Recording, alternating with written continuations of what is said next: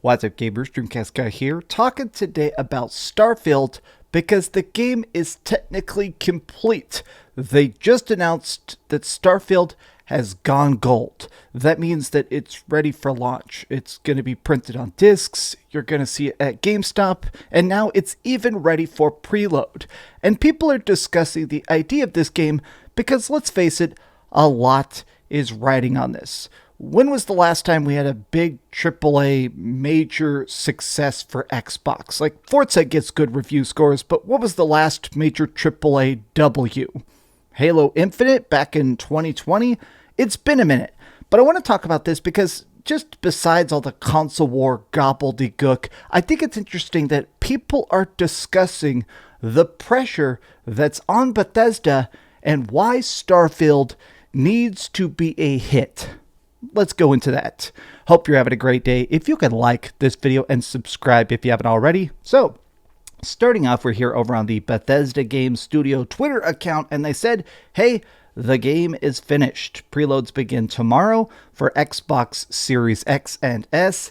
You can also install it pre-done on August 30th for Steam. So, this is pretty great. A lot of us were actually waiting for the Gone Gold announcement because it's kind of tradition now. Like, obviously with Final Fantasy 16, they announced 3 months before it came out, they announced it had gone gold, and then they just did 100 days of polish. This is 15 days before launch, but also I've heard a lot of game developers that I've had a chance to talk to.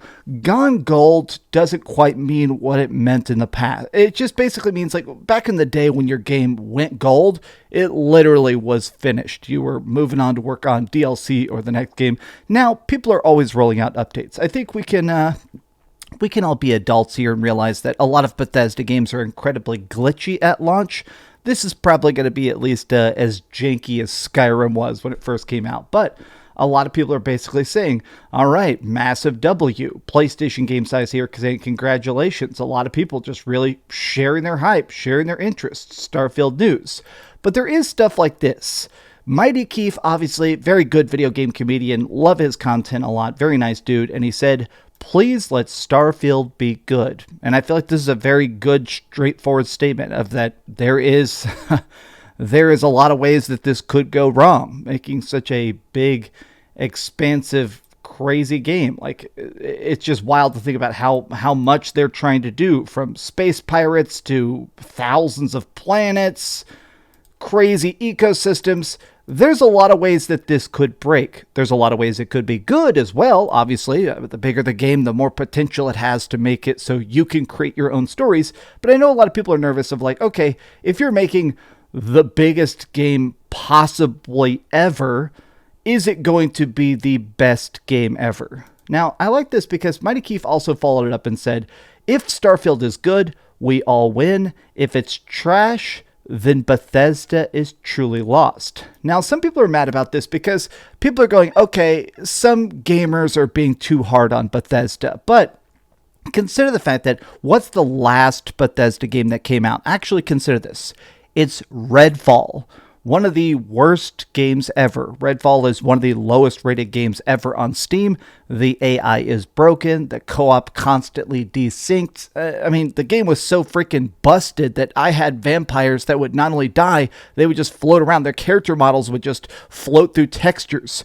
Redfall was so incomplete, and it's still not done. It's been months since Redfall came out, and Bethesda released a couple tiny patches, fixing it up a little bit, but Arcane Austin has not done anything to actually make that game playable, and that is technically the last Bethesda game we got. What's before that? I guess you could say that, Bethesda Austin also did Fallout 76, which I heard eventually got good, but I didn't really care for that. Now, there is some... very hardcore Xbox fanboys that are saying this is so good and that PlayStation fans should not even, I guess, look at this game.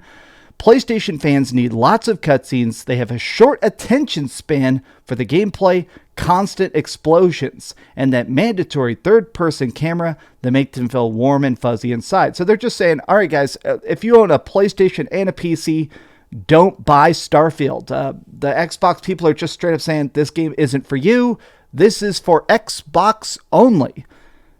This feels like a weird statement. Obviously, this guy, he's probably just trolling. I've seen this guy troll a lot. He absolutely hates PlayStation. In the comments here, he's talking about how it's an insult to even say that you owned a PlayStation.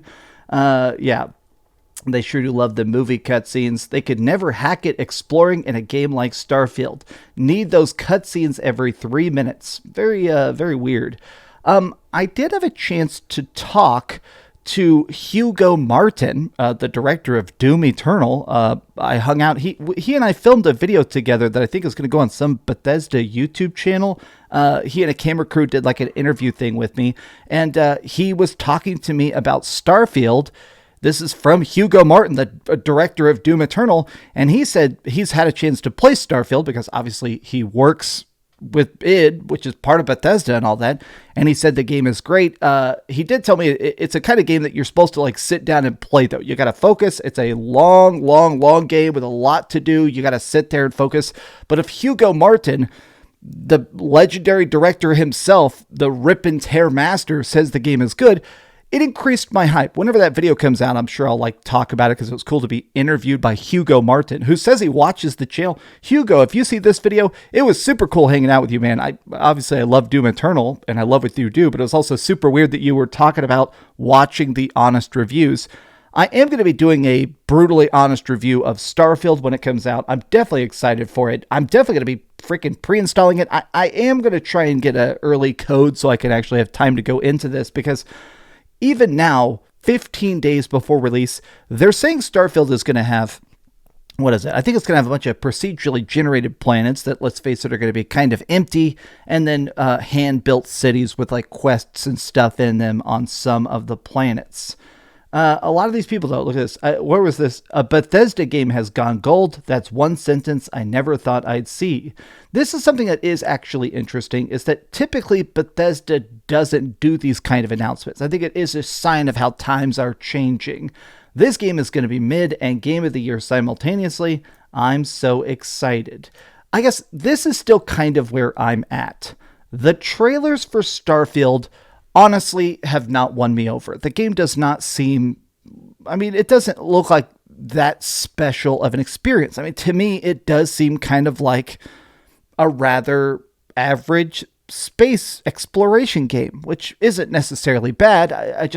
We're going to see how good it is. I think a lot of Bethesda games, they are about that personal journey. It's about you trying to figure out where to go and what to do and the random environmental storytelling. It's not about, as that Xbox guy said, it's not about the explosions and the excitement.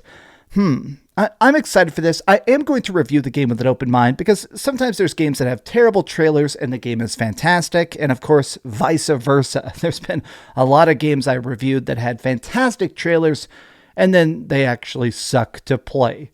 But we're going to finally get it. It's finally going to happen. And I'm definitely ready for it. After years of build-up and not enough marketing, we finally are going to get Starfield. But are you guys excited for it? Are you ready for freaking Starfield coming up here in just a bit?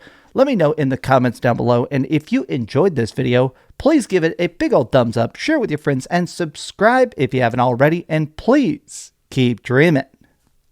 And again, Hugo Martin, super cool to freaking hang out with the director of Doom Eternal. I'm still losing my mind. I also got to hang out with John Carmack. Oh yeah, the inventor of Doom and Quake, John Carmack. Life is very weird. That like literally my heroes as a kid are just people I get to talk to sometimes. That's absolutely insane. I love this job. Thanks so much for watching that video. If you want to see something else, you can always click this link to see what I put up last, or, subscribe and see what's coming up next. Also, I promise that whatever I do, it'll try not to suck.